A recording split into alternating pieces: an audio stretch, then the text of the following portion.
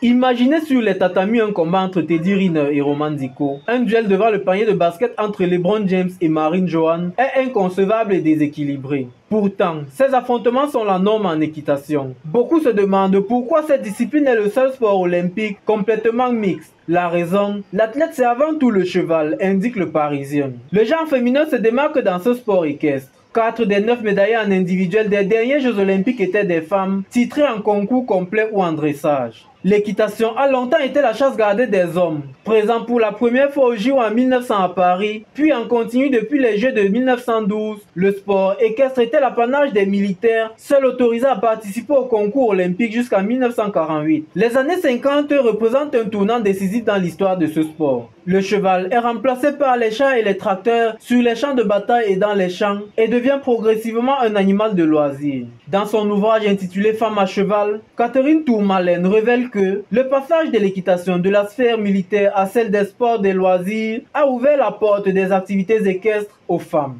Toutefois, la transition reste difficile. À cette époque, il est très mal vu pour une femme de monter à califourchon. Le féminisme s'invite et l'apparition des pony clubs dans les pays aisés ouvre définitivement la discipline aux femmes et aux jeunes filles d'après-midi libre. S'ensuit l'olympisme. Lors des Jeux de 1952, elles sont autorisées à participer aux épreuves de dressage. La Danoise Lille Hartel y gagne la première médaille féminine de l'histoire, devançant de nombreux cavaliers. L'équitation est un sport équestre qui comporte 3 épreuves. La première, le saut d'obstacle. Il consiste en un parcours chronométré où les cavaliers et les chevaux doivent passer différents types d'obstacles. Chaque faute est pénalisée par un gain de points. Sur les 75 couples cheval-cavalier, seuls 30 se qualifient pour la finale. Par équipe, les 10 meilleurs accèdent à la finale suivant en lice. La dernière épreuve, c'est le dressage. L'objectif est d'effectuer des figures imposées ou libres appelées Grand Prix devant un jury qui note chaque élément sur 10. Sur les 60 couples engagés, seuls les 10 meilleurs se qualifient pour la finale. La dernière épreuve, le concours complet. Cette discipline est également appelée triathlon équestre. Il s'agit d'une combinaison de 3 épreuves, le saut d'obstacle, le dressage et le cross-country. Ce dernier se dispute sur un parcours de 5300 mètres entrecoupé d'obstacles naturels ou fixes. Le couple cheval-cavalier doit réaliser la course dans le temps imparti de 10 minutes et sans pénalité pour recevoir 0 point.